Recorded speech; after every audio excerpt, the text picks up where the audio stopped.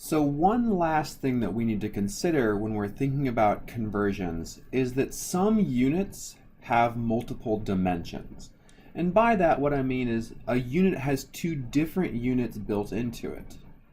So for example, we've seen density before, right? So we said the density of water is 1 gram per milliliter, right? So this is the unit of density, but within this we have two different units.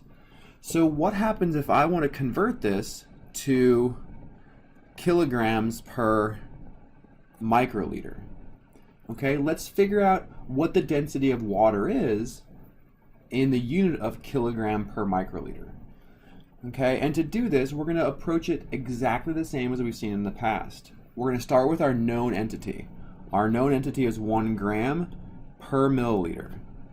Okay, but when we convert the units, we're going to focus in on one individual unit at a time. So let's first focus in on converting grams to kilograms. Okay, we'll do this exactly the same as we've seen in the past. Grams go on bottom, kilograms go on top, right? This will allow us to cancel out grams and be left with kilograms. 1 goes with the metric prefix. Perhaps you recall the multiplication factor for kilo is 10 to the third. Okay, so this now allows us to cancel out grams, and if we were to multiply this through right now, we would end up with a density having the units of kilograms per milliliter. But that's not what we want. We want the units of kilograms per microliter. So in this second step, let's go ahead and convert milliliters to microliters. Okay, so I want to have microliters ending up on the bottom. So I need to have milliliters on the top to cancel out so that microliters can be on the bottom.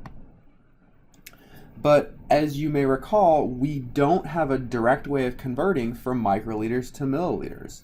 So instead, we first need to convert milliliters to liters, and then we can convert liters to microliters.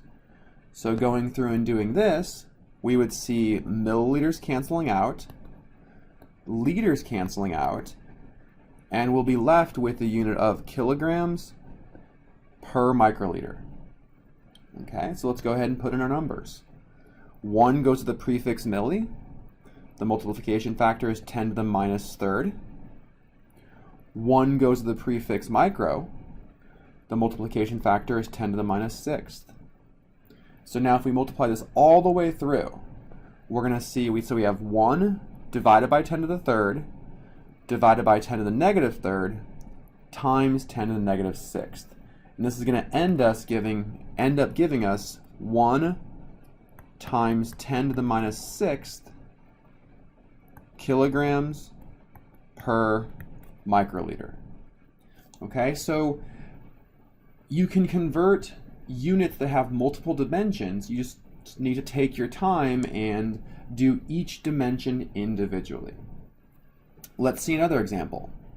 So we discussed before that the SI unit of volume is the cubic meter, right? But cubic meter is an incredibly unuseful unit for volume. So the more useful unit of volume would be, let's say, milliliter or liter, right? So can we come up with a way to convert cubic meters to milliliters? And when you first look at this, the answer is absolutely not. But if I told you that 1 milliliter equals 1 cubic centimeter, then all of a sudden this becomes easier to do, right? And this is a really important conversion that I want you to remember. 1 milliliter equals 1 cubic centimeter. This is the key conversion to allow us to relate volume in cubic units to the common units of milliliters or liters.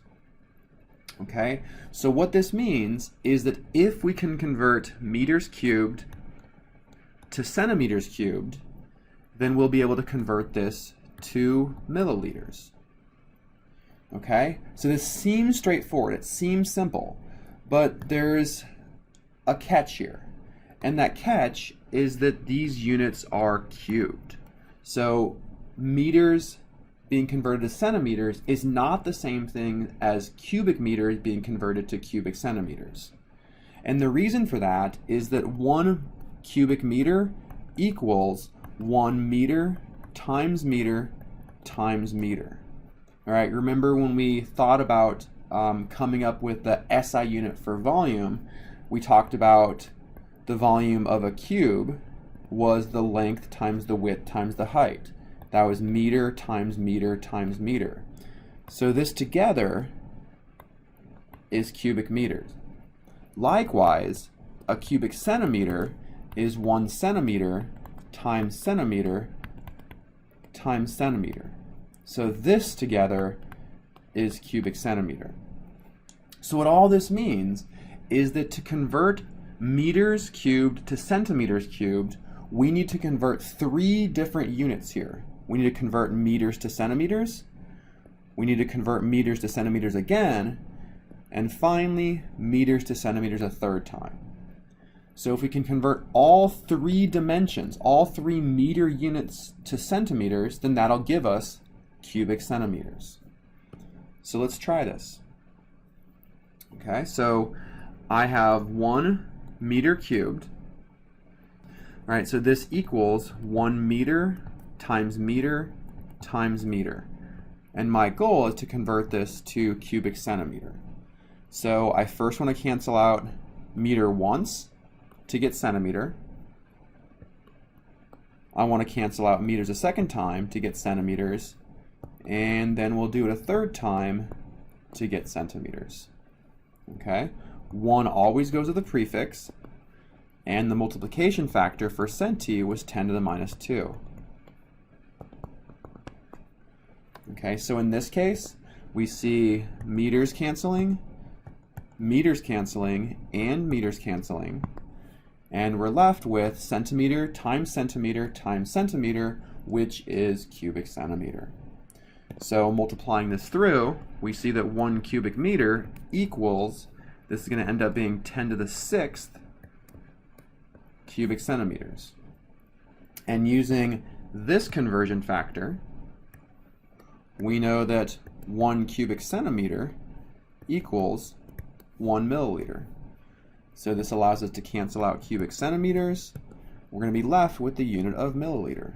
So 1 meter cubed is equal to 10 to the 6th milliliters, or 1 million milliliters.